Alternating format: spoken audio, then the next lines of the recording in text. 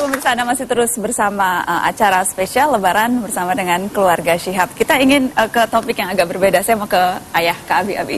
Kalau kita lihat banyak sekarang fenomena Habib begitu muncul. Biasanya rata-rata dari keturunan Arab yang kemudian ada membuka pengajian, terkadang di jalan-jalan besar begitu ya, dengan berdoa bersama Habib ini, Habib ini. Sebetulnya Habib itu sendiri artinya apa sih, Abi? Kalau dari segi bahasa, Habib itu patron kata ini bisa berarti subjek, bisa berarti objek. Jadi Habib itu bisa berarti yang mencintai, bisa juga berarti yang dicintai. Kemudian berkembang maknanya menjadi suatu istilah umum bahwa Habib itu adalah orang teladan, orang baik yang berpengetahuan yang merupakan keturunan Rasulullah Sallallahu Alaihi Wasallam. Yang ada hubungannya dengan Rasulullah. Yang ada hubungannya dengan Rasulullah Sallallahu Alaihi Wasallam. Walaupun dari segi bahasa Anda bisa jadi Habib, itu sebabnya orang yang saling cinta mencintai dia panggil Habibi, kekasihku, ya.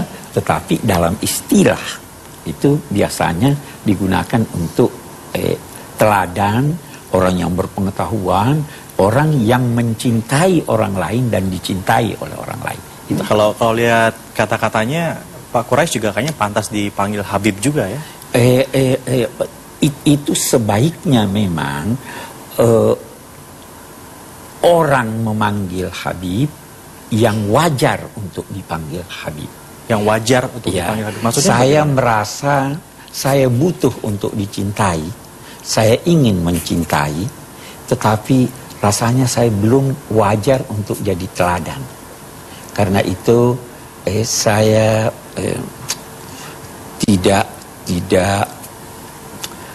belum ingin dipanggil Habib. Belum ingin. Kalau saya ingin dipanggil Habib, tapi bukan oleh orang biasa, tapi cewek aja lah. Artinya yang dicintai. Saya bilang paling ganteng makanya masuk. Karena artinya Habib orang yang dicintai. Orang yang dicintai. Tapi ini kita sudah inflasi habaib ini sekarang. Sedikit saja masih belum apa-apa dengan kopiah putih, panggil Habib dengan suatu konotasi bahwa ini seakan-akan dia teladan yang dicintai Allah, yang dicintai oleh Rasul. Nah ini berbahaya sekali. Jadi saya menganjurkan untuk menggunakan Habib itu pada tempatnya. Kalau dari keluarga Syihab ini yang pantas jadi Habib sebenarnya sudah meninggal, yaitu kakak tertua Habib Ali, kakaknya Pak Umar. Itu orang yang tulus, sayang meninggal agak muda, umur 63 sudah meninggal. Tulus ibadahnya ini sangat, itu pantas kalau kita di keluarga Syihab yang muda ini. Saya anggap diri saya masih muda. Itu almarhum Ali Syihab, ayahnya Pak Hussein ini. Nah, itu ada anaknya sekarang sudah doktor di bidang perminyakan di Amerika. Dan sangat memberikan teladan kepada anak-anaknya. Dan itu pantas untuk dipanggil Habib. Kalau Pak Quraisy juga, Pak Umar bagi saya juga sudah Habib ya, paling tidak sudah ke makam itu. Kalau saya masih sangat jauh lah. Apalagi kalau adik-adik ini masih di politik. Kecuali di kalangan cewek-cewek ya. Iya. Habib itu juga diistilahkan bagi kakek. Ya, kakek. Karena kakek itu sangat mencintai cucunya, katanya lebih mencintai daripada anaknya, dan juga cucu kadang-kadang lebih mencintai kakeknya daripada bapaknya. Karena selalu dimanja dan tidak pernah dimarahi. Jadi itu yang sebabnya dipanggil Habib. Jadi cucu saya beritahu kepadanya, panggil saya Habib. Jadi satu-satunya yang panggil saya Habib itu cucu. Ami Umar juga melihat tadi Ami Alwi bilang banyak sekarang infiltrasi Habib. Jadi banyak orang-orang yang kemudian mungkin menamakan atau menjuluki, memanggil dirinya sendiri gitu menghabibkan diri. Ami Umar juga melihat. Saya pikir tidak perlu. Gelar itu tidak perlu diberikan kepada sembarang orang. Sama gelar kesarjanaan, itu harus ada usaha untuk mendapatkan kesarjanaan. Maka Habib juga itu harus ada usaha. Nampak dari akhlaknya. Sama dengan Kiai. Saya juga belum senang dipanggil Kiai. Belum senang dipanggil Kiai. Tapi nanti bisa senang juga. Suatu jabatan yang sangat tinggi. Bukan setiap orang ini sudah Kiai. Ustaz juga begitu. Jadi saya kira kita perlu memberikan contoh keteladanan siapa yang wajar diberi gelar kehormatan. Saya mau tanya satu Pak Quraisy tentang eksistensi keluarga Syihab begitu ya di hubungannya dengan marga lain seperti contohnya Assegaf, Al-Atas atau Wah, istri saya lain Assegaf. sebagainya itu.